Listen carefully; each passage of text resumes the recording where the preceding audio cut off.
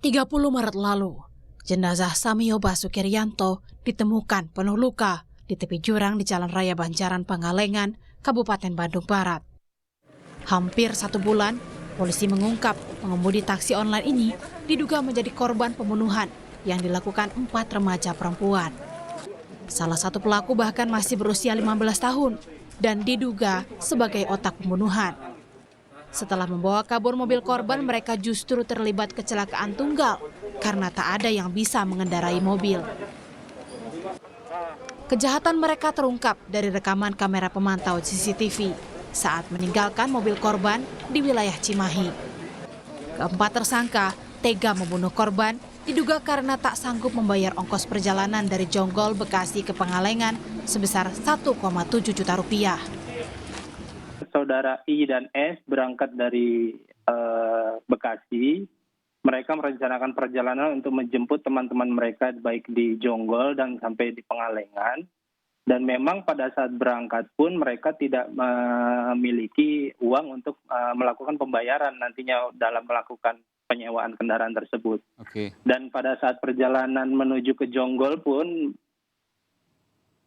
saudara I ini juga sudah merencanakan untuk melakukan penganiayaan. Oke. Penganiayaan terhadap korban yang mana nantinya ketika dia terkait penyewaan kendaraan tersebut. Kriminolog Universitas Indonesia Adrianus Meliala menduga aksi kejahatan kelompok ini dilakukan oleh orang yang sudah lama mengenal satu sama lain. Polisi menyebut para pelaku saling mengenal lewat aplikasi kencan. Di antara keempat ini bukan orang-orang yang saling atau baru kenal kemarin ini. Mereka adalah orang yang mungkin sudah kenal lama, bahkan mungkin memiliki hubungan yang lebih daripada itu. Itu membuat mereka lalu kemudian masuk pada situasi yang di mana mudah sekali untuk tektok. Ketika hendak berbuat sesuatu, bahkan yang menyimpang sekalipun. Andaikan saja tidak, misalnya mereka adalah orang-orang yang tidak saling mengenal atau baru saling mengenal, maka ketika satu orang ingin berbuat kejahatan, maka yang lain belum tentu akan kemudian sepakat. Tapi ketika mereka semua sama-sama sudah saling tektok, sudah saling close to the other, gitu ya, maka ketika satu merancang perbuatan jahat, maka yang lain langsung mengamini. Nah, kenapa bisa begitu? Karena mereka bergaul. Nah, untuk itu maka kalau tadi bicara mengenai pesan, maka pesan kita adalah kepada semua orang tua yang memiliki anak adalah hati-hati dengan pergaulan. Polisi mengonfirmasi para pelaku sebelumnya tidak punya catatan kriminal. Namun akibat perbuatannya, kini mereka bisa diancam hukuman 20 tahun penjara dan maksimal seumur hidup karena diduga melakukan pembunuhan berencana. Tim Liputan, Kompas TV. Dan untuk mengetahui perkembangan terkini, kita tanyakan langsung ke Kapolresta Bandung, Kombes Hendra Kurniawan. Selamat siang, Pak Hendra. Selamat siang, Ya, Mas Jun. Pak Hendra, ini 4 tersangka ini merencanakan sebuah motif yang awalnya mereka berencana bepergian dari kawasan Bekasi hingga Pangalengan, Jawa Barat. Nah, dalam perjalanan, apakah mereka sudah merencanakan upaya pembunuhan terhadap sopir taksi online ini, Pak Hendra? Iya, jadi berdasarkan keterangan mereka, memang saat berangkat pun mereka tidak punya uang. Mungkin berharap di tempat tujuan ada uangnya. Setelah sampai ke sana, ketemu sebentar, dan ternyata memang tidak ada uang, sehingga akhirnya memang memutuskan untuk melakukan perbuatan menghilangkan nyawa drivernya tersebut. Nah, ini juga diketahui bahwa 4 tersangka ini memiliki hubungan dalam artian berkomunikasi atau pertemanan mereka melalui aplikasi online. Bisa Bapak jelaskan bagaimana aplikasi ini melakukan perencanaan di sana, atau memang aplikasi ini salah satu yang cukup banyak pengikutnya sehingga juga ada kemungkinan modus-modus seperti ini terjadi di aplikasi ini? Jadi aplikasi ini merupakan salah satu aplikasi kencan ya. Jadi bisa menghubungkan orang dari Bekasi dengan Pangalengan. Pangalengan itu daerahnya perkebunan relatif, mungkin ketemu fisik tidak mungkin lah. Tetapi karena ada aplikasi ini, kemudian mereka satu ide sehingga bisa bertemu. Nah, mereka sebelumnya pernah berketemu, kemudian berpisah.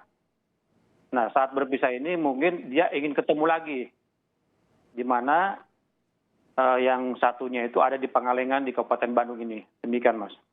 Ya, namun yang menjadi pertanyaan penting bahwa motifnya ini apakah ingin menguasai harta atau menguasai mobil milik pengemudi taksi online ini, Pak Hendra? Ya, sampai saat ini kita dalami semata-mata memang karena tidak punya uang untuk membayar. Jadi biar terhindar dari pembayaran itu, mereka berkesimpulan kita harus menghabisi nyawa dari orang tersebut. Demikian, Mas. Baik, Pak Hendra, Pak Kombes Hendra, bahwa salah satu pasal yang diancamkan kepada 4 tersangka yaitu adalah pasal 340 atau pasal pembunuhan berencana. Lalu salah satu otak ataupun dalang pelaku ini diketahui masih di bawah umur. Seperti apa penanganannya, Pak Hendra? Betul, justru pelaku utamanya ini masih di bawah umur, sekitar 15 tahun. Tentu akan berbeda penanganannya. Kita pun tetapkan Undang-Undang Peradilan Anak. Tetapi kalau melihat ancamannya, kemungkinan besar akan menjadi peradilan biasa. Nanti tetap dilakukan pendampingan dari Bapas, tapi sepertinya akan menjadi peradilan biasa.